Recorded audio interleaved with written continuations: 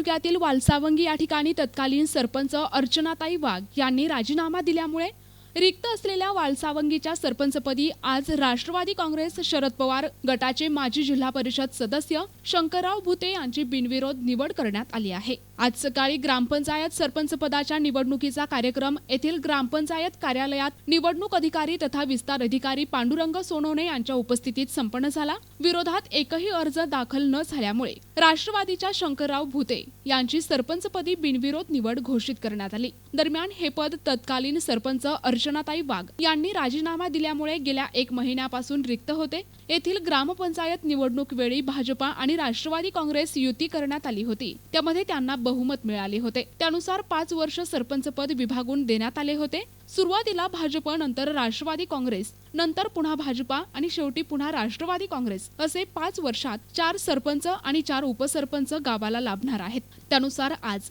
सरपंच पद भाजपच्या वाट्याला आले असून काही दिवसात उपसरपंच निवडीचा कार्यक्रम होणार आहे। दरम्यान शंकरराव विभूते यांची सरपंचपदी निवड होताच कार्यकर्त्यांनी गुलालाची उधळण करत फटाक्यांची आतिषबाजी केली। यावेळी विविध मान्यवरांनी सत्कार केला आणि पुढील वाटचालीस शुभेच्छा दिल्या। ठिकठिकाणी सत्कार समारंभ आयोजित करण्यात आले होते। यावेळी तंटामुक्ती अध्यक्ष हिरालाल कोथलकर, गणेश गाडेकर, नयन वाघ, भगवान गवळी, फिरोज सौदागर, ताराचंद कोथलकर, संदीप लोखंडे, सखाराम कोथलकर, कपिल भुते, दिनेश कोथलकर, अमोल बोरमळे, विजय गवळी, गजानन सपकाळ, सुभाष तात्या वाघ, ग्रामविकास अधिकारी सुनील पडोळ, बीट जमादार प्रकाश शिनकर, जीवन भालके, अशोक खरात, गणेश पायघन, बब्बू कादरी, कैलास भुते, प्रवीण भुते, गजानन भुते, शिरीष भुते, रमेश सुरडकर, अझर मिस्त्री, विनोद कोथलकर, तुकाराम फुसे, गणेश भुते, सुभाष फुसे यांसह मोठ्या संख्येने कार्यकर्ते उपस्थित होते।